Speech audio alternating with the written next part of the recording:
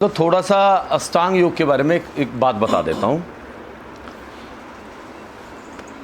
देखो, महर्षि पतंजलि ने 3 पुस्तक लिखी थी और ये माना जाता है उन्होंने यहाँ ऋषिकेश में ही लिखी थी। और वो सबसे पहली पुस्तक थी पतंजलि योग सूत्र। उसमें उन्होंने अष्टांग योग के बारे में वर्णन किया है। ये माना जाता है 3000 वर्ष पूर्व उन्होंने यहीं कहीं ऋषिकेश में ये पुस्तक लिखी थी। इसके पश्चात उन्होंने दूसरी पुस्तक लिखी आयुर्वेद। क्यों लिखी? क्योंकि योग और आयुर्वेद एक दूसरे के बिना अधूरे हैं। मैं केवल योग कर रहा हूँ, आहार पर ध्यान नहीं है, तो मेरा बैलेंस बिगड़ जाएगा। और इसी प्रकार से मैं केवल आहार ले रहा हूँ और किसी भी प्रकार का शारीरिक संतुलन नहीं बना रहा हूँ, तो भी मेरा स्वास्थ्य बिगड़ जाएगा। इसलिए योग और आयुर्वेद दोनों को ही बैलेंस करना है, संतुलन करना है। और इसके साथ साथ उन्होंने तीसरी पुस्तक लिखी संस्कृत व्याकरण, क्योंकि वो पुस्तक जो लिखी थी उन्होंने पहले वाली, वो संस्कृत भाषा में थी, क्योंकि लोगों को ज्ञान ही नहीं है संस्कृत भाषा का। तो जब उन्होंने ये पुस्तक लिखी पतंजलि योग सूत्र, तो उन्होंने उसमें अष्टांग योग के बारे में बताया, जिसमें यम, नियम, आसन, प्राणायाम, ये 4 होते हैं बाह्य अंग। अर्थात आप यम करेंगे, नियम करेंगे, आसन करेंगे, प्राणायाम करेंगे, ये सब दिखाई देगा। लेकिन दूसरा है अंतरंग, अर्थात आंतरिक भाग। वो क्या है? प्रत्याहार, धारणा, ध्यान, समाधि। आप ऐसे बैठे हैं, आप प्रत्याहार कर रहे हैं, धारणा कर रहे हैं, ध्यान कर रहे हैं, समाधि कर रहे हैं, वो केवल आपको पता है, दूसरे को नहीं पता है। बैठे एक ही अवस्था में। तो इसलिए अब जैसे यम और नियम, यम में सबसे इंपॉर्टेंट चीज होती है अहिंसा। अब संस्कृत में अहिंसा कहेंगे, हिंदी में अहिंसा कहेंगे। धर्म है, ठीक, लेकिन धर्म के लिए की गई हिंसा हिंसा नहीं है, वो आपका परम धर्म। अर्थात धर्म क्या है? वो समय काल परिस्थिति के अनुसार बदलता रहता है। अर्थात आप अपने परिवार की रक्षा करने के लिए, अपनी आत्मरक्षा के लिए भी यदि शस्त्र नहीं उठाएंगे तो वो एक कायरता होगी। भगवान श्री कृष्ण ने अर्जुन को यही तो कहा था कि तू कायर मत बन, शस्त्र उठा।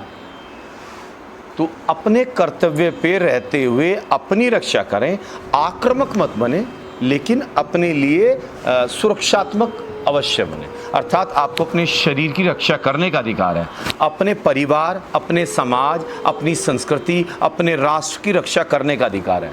ये वास्तव में अहिंसा है। और उसकी रक्षा करने के लिए यदि कोई शत्रु सामने आ रहा है और आपकी मृत्यु का कारण बन रहा है, घातक हो गया, मृत्यु घातक हो गया, तो आपको उसको मारने से भी हिंसा का कोई पाप नहीं होता। ये वास्तव में अहिंसा है। अब लोगों को क्या पढ़ा दिया जाता है जी, एक गाल पे थप्पड़ मारो तो दूसरा गाल कर दो। ये बिल्कुल मूर्ख वाला विषय है, बिल्कुल कि इस प्रकार से करना कि भाई।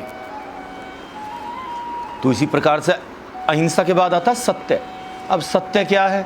अब लोग कहते हैं सत्य प्राण जाए पर वचन न जाए, वो तो हो गई बिल्कुल वचन वाली बात। लेकिन सत्य क्या है? सत्य ये है कि मैं इतना सत्य बोलूं कि समाज में या घर में या मेरे जीवन में दुख ही दुख उत्पन्न हो जाए, उस सत्य का भी कोई लाभ नहीं रहेगा। तो वही बात जो महाभारत के युद्ध में जब अश्वत्थामा मारा नहीं जा रहा था, द्रोणाचार्य जी का हथियार गिराने के लिए उन्होंने एक अश्वत्थामा नाम का हाथी मार दिया और शोर मचा दिया कि अश्वत्थामा मारा गया। जब ये आवाज़ द्रोणाचार्य जी के पास पहुंची तो उन्होंने विश्वास नहीं किया। उन्होंने किस पे विश्वास करते थे? क्योंकि सबसे सत्यनिष्ठ माना जाता था युधिष्ठिर जी को। तो उन्होंने पूछा कि युधिष्ठिर अगर बोलेंगे तो मैं मानूंगा। तो वही बात फिर उन्होंने उनसे पूछी और उन्होंने बोला अश्वत्थामा मारा गया, पर धीरे से बोल दिया परंतु हाथी। लेकिन जैसे ही वो परंतु हाथी बोले थे, भगवान श्री कृष्ण ने शंख बजा दिया। भगवान श्री कृष्ण ने ऐसा क्यों किया? उनको पता था क्योंकि ये आचार्य हैं और इनके साथ अगर ये युद्ध करते रहेंगे तो किसी भी प्रकार से जीत नहीं पाएंगे, क्योंकि वो तो गुरु हैं, क्योंकि उनको पता है हर कला किस प्रकार से क्या करना है।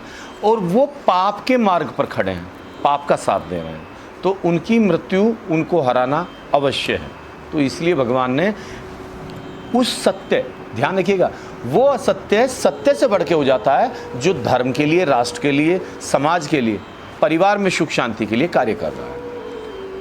मैंने पहले ही कहा है कि मान लो आप ऑफिस में काम कर रहे हैं, आपको महिला कर्मचारी मिली और उसके घर में कोई पारिवारिक समस्या हो गई, मान लो उसका अपने पति से कोई झगड़ा चल रहा है या वो अपने परिवार में अपने बच्चे से संबंधित कुछ पूछना चाह रही है, उसके पति उसको बता नहीं पा रहे हैं, तो वो कहेगी जी मुझे कुछ बताना है। तो कहेंगे भाई बैठेंगे कहाँ? कह ले भाई एक काम करते हैं, कॉफ़ी शॉप पे बैठ जाते हैं। अब 1 घंटा अगर आप लेट हो जाते हैं घर पे जाते, यार पत्नी पूछे कि कहाँ थे, और आपने अगर सत्य बता दिया कि मैं तो एक महिला जो कर्मचारी थी उसके साथ बैठा कॉफ़ी पी रहा था या चाय पी रहा था, तो घर में झगड़ा मच जाएगा। आप कह सकते हैं भाई मैं 1 घंटा लेट हो गया किसी कारण से, लेकिन आप सत्यनिष्ठ अपने प्रति रहें। मैंने कहा एक पत्नी व्रता और एक पति व्रता, इस प्रकार से रहें, नियम बनाएं, अनुशासन लाए। मैंने यही कल एक चीज़ कहा कि योगी बनना है तो अनुशासन लाए। तो यम में ये हो गया कि अहिंसा, सत्य, अपरिग्रह, अर्थात जो कुछ है वो मेरा नहीं है। मैं कुछ कालखंड के लिए, जैसे मैंने जिस घर का स्वामी हूँ, जिस संपत्ति का स्वामी हूँ, वो इस प्रकार से है जैसे मैं ट्रेन में बैठा हूँ, मैंने रिजर्वेशन कराया, ये सीट मेरी इस स्थान से उस स्थान तक के लिए, तो इस जीवन काल के लिए मैं इसका स्वामी हूँ, बस। तो ये भाव रहेगा कि मेरा मेरा मेरा, वो समाप्त हो जाएगा। तो एक प्रकार से ये भौतिक संसार की जो चीज़ें हैं ना, उनसे, वस्तुओं से आपका बंधन ना रहे। और फिर अस्ते होता है चोरी न करना, चौथा जो होता है। अब चोरी ना करना, अब बहुत से लोग कहते हैं जी बड़ी चोरी है, छोटी चोरी है। देखो भगवान की दृष्टि में चोरी चोरी है। जिस प्रकार से छोटी छोटी चीज़ों से हमारा स्वभाव बनता जाता है और बाद में स्वभाव पक जाता है, जिस प्रकार से वृक्ष की छोटी सी जड़ है वो सरलता से उखड़ जाएगा और उसके बाद और बड़ा पेड़ होगा और गहरी जड़ होगी, जितना गहरा होता जाएगा उसको उखाड़ना उतना ही कठिन होगा। इसी प्रकार से हमारा स्वभाव पकता जाता है और यदि हमारा स्वभाव जितना दृढ़ होता जाएगा हम उस स्वभाव को छोड़ नहीं पाते हैं। इसी प्रकार से चोरी, यदि हमने एक सुई की चोरी कर ली, हमें लग रहा है अरे कुछ नहीं है, नहीं, ये आपके आरंभ है उस मार्ग पर, और फिर आप बड़ी भी चोरी करेंगे और भी चोरी करेंगे, फिर आप अपराध भी करेंगे, क्योंकि आपको लोभ बढ़ता जाएगा। वो पूछते हैं ना कि पाप कहाँ से प्रकट होता है? किसी ने कहा पाप का बाप कौन है? तो वो होता है लोभ, लालच। और अंत में आता है ब्रह्मचर्य। तो ब्रह्मचर्य 2 प्रकार का होता है। एक तो होता है नैष्ठिक ब्रह्मचारी, जो जन्म से ही कर रहे हैं। देखो जन्म से ही किसी व्यक्ति ने संभोग नहीं किया, उसने उस सुख का आनंद नहीं लिया, भौतिक सुख का, तो उसके लिए बहुत सरल रहेगा। तो प्राचीन काल में क्या परंपरा थी, जो नैष्ठिक ब्रह्मचारी होते थे वो स्त्रियों की छाया भी नहीं पड़ने देते थे। यहाँ तक कि स्त्री का ये अंगूठा है ना, इसको भी नहीं देखते थे। जिस आश्रम स्थान पे वे रहते थे वहाँ स्त्रियों का प्रवेश वर्जित था, क्योंकि जब हम युवा अवस्था में जाते हैं तो अवश्य ही हमारे हार्मोन्स बढ़ते हैं, जिसको कहते हैं लिबिडो, है ना। तो जब हम किसी भी पर इस स्त्री को देखते थे, मतलब जो पुरुष है स्त्री को देखेगा अवश्य ही आकर्षण उत्पन्न होता है। तो इसलिए ब्रह्मचारियों के लिए नियम ये था कि वो ऐसे स्थान में रहते थे कि जहाँ स्त्रियों का प्रवेश वर्जित है, वो स्त्रियों की छाया भी नहीं पड़ने देते थे। और छोटे बाल्यकाल में वो बच्चे चले जाते थे, तब से वो पालन करते थे। अब दूसरा होता है ब्रह्मचर्य कि आप एक पतिव्रता, एक स्त्री, मतलब एक पतिव्रता एक पत्नी व्रता, स्त्रियों के लिए एक पतिव्रता और पुरुषों के लिए एक पत्नी व्रता, यदि वो रहते हैं वो भी ब्रह्मचर्य के समान है। अति कामुकता नहीं कि संभोग के लिए लालायित, केवल संतानोत्पत्ति के लिए, तो भी वह ब्रह्मचर्य के समान माना गया है शास्त्रों में। लेकिन जैसे कोई सिद्धि साधना या कोई पूजा आप कोई कर रहे हैं तो उस समय शुद्धता का ध्यान रखें, उस समय नहीं करना है। तो ब्रह्मचर्य का महत्व क्यों है?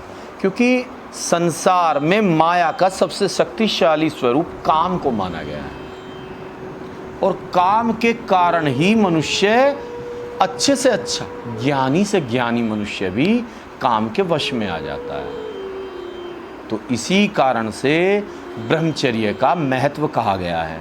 तो जो व्यक्ति ब्रह्मचर्य का पालन करता है उस समय उसके मन में काम उत्पन्न नहीं होता, और उसका मन जिस पूजा पद्धति साधना या ध्यान पे लगा है उससे भ्रमित नहीं होगा। तो इसलिए यम और उसके पश्चात नियम और फिर आगे आगे धीरे धीरे बढ़ते हैं। तो इस प्रकार से